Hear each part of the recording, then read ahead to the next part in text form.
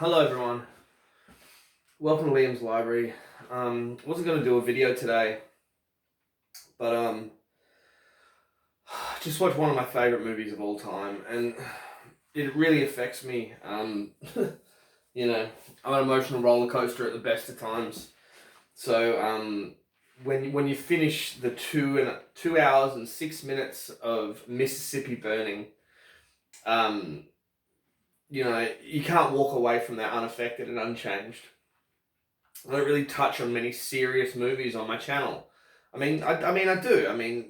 A lot cinema is serious, but far out. I'm gonna try not to swear. I'm just gonna keep it close to the point. This isn't like a proper full review on it. It's just how I feel after I finish watching Mississippi Burning. Now, I have a lot to do today. My plan wasn't to sit down and watch movies.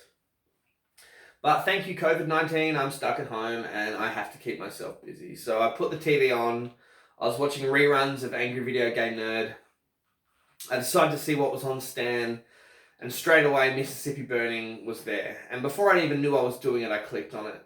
I've seen it over and over and over. I remember being a kid, like a really, really young kid, and when you rent the VHS tapes from Blockbuster, well, it wasn't Blockbuster when I was a kid, it was like Video Style and stuff like that.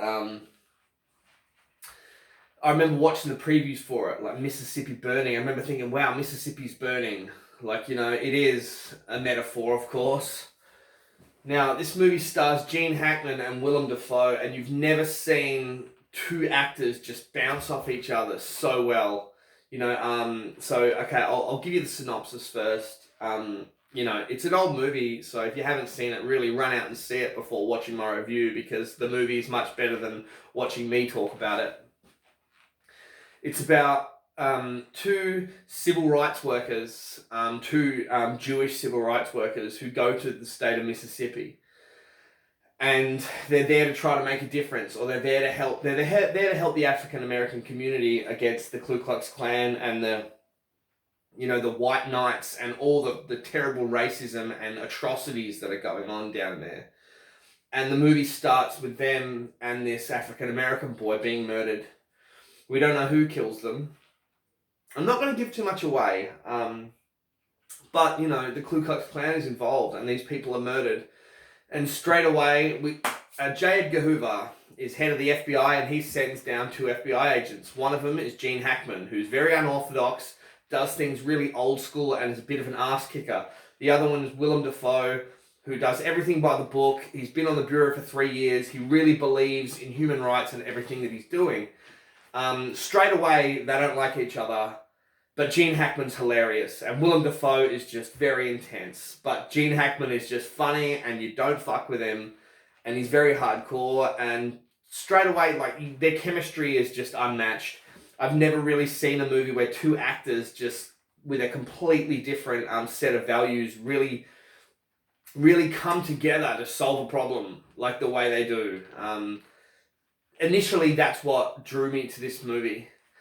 There are so many scenes in this movie where I bawl my fucking eyes out, and I can't even... And the music that goes with it, it's just horrible. It's horrible because it all happened and it's all real, and shit, it's still happening. There's a quote at the end of this movie, Willem Dafoe says it, when the mayor hangs himself. And an FBI agent says, why did he do it? Why did he kill himself? He didn't know, he wasn't part of this. And it's like, man, he was guilty, Willem Dafoe says. If he watched it happen, if you know something like this is going on and you don't do anything about it, you're guilty. I know people like that. I know people that still listen to their bigoted parents and still, even though they might not think they're racist or bigoted or anything like that, they still just, they don't ever want to put in the effort and change themselves in any way, and ever want to really reach out and change or lend a hand. And, it's intense to say that, but Willem Dafoe hit it right on the head. You are guilty if you don't fucking do something about it, because these atrocities are still going on all over the world. They are happening in Mississippi. They happen in every American state, Australian states. the racism, especially now that COVID-19's going on. Fuck, I've been online lately and just seeing all this really bigoted stuff pointed to people who aren't Australian, and fuck, it makes me sick to my stomach. We're all human beings. We should all be getting through this together. Sorry, I digress.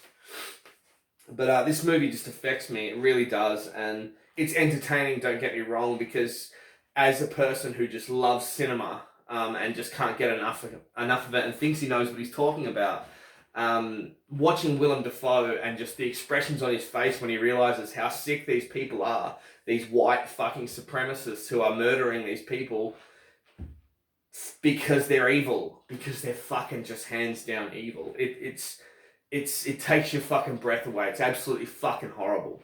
And then Gene Hackman, you don't really know where he stands to start off with. Like, you know, he's so good at this, but, you know, is he still a Mississippi boy or what? No, man. He's just quiet. He knows when to speak and when not to speak. And then when he goes off, he smashes motherfuckers and he beats the piss out of someone. He grabs Michael Rooker by the balls and fucking pulls his gun out and just does this speech. And there's a room full of fucking racists that don't even want to go near him because he's tough as fuck. While he's still holding the balls of Michael Rooker and squeezing him, he finishes his beer and says, "You gentlemen have a good day," and walks out of the fucking room. Like, you feel like applauding that scene, man. That is fucking Gene Hackman, tougher than motherfucking Thanos, right? That's a bold statement, but it is. Watch Mississippi Burning and just for Gene Hackman taking on the cops in their little speakeasy. It's absolutely unreal. It gets really deep. They're looking for the dead bodies of these civil rights workers.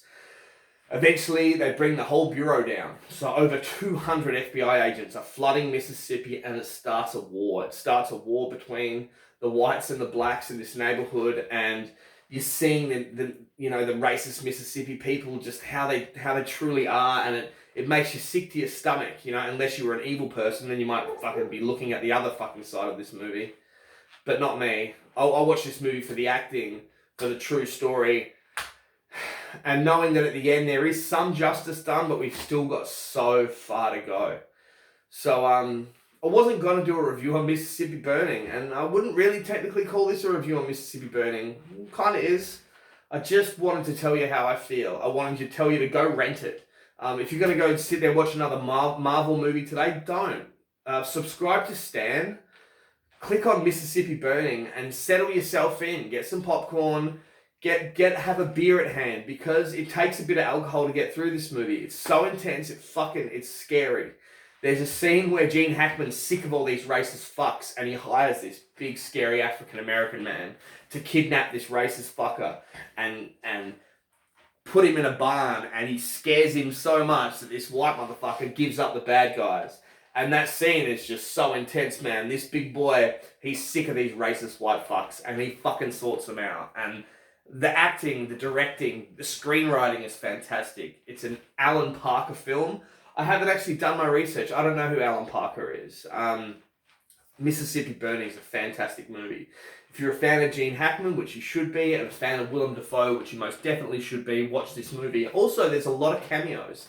Tobin Bell, the guy that plays Jigsaw in all the Saw movies, he randomly rocks up as an FBI agent and tough guys this fucking racist guy. And he's really cool. And it's like, fuck, hey, look, there's Tobin Bell. This other actor, I always forget who he is, but he plays the dad of the killer in Stir of Echoes. He's in it. He plays Mr. Bird, and he's just in it all the way through it, and he's a great fucking actor. Frances McDormand is the racist deputy's wife. Brad Dourif plays the deputy. You know what? You know who plays the fucking creepy businessman who's the leader of the KKK? He's Ned Ryerson from Groundhog Day, for fuck's sake. And his big, wide, blue fucking eyes, and how he talks about all this racism shit. And he's this complete racist maniac. He's terrifying. He's fucking terrifying. I doubt he's racist in real life, shit.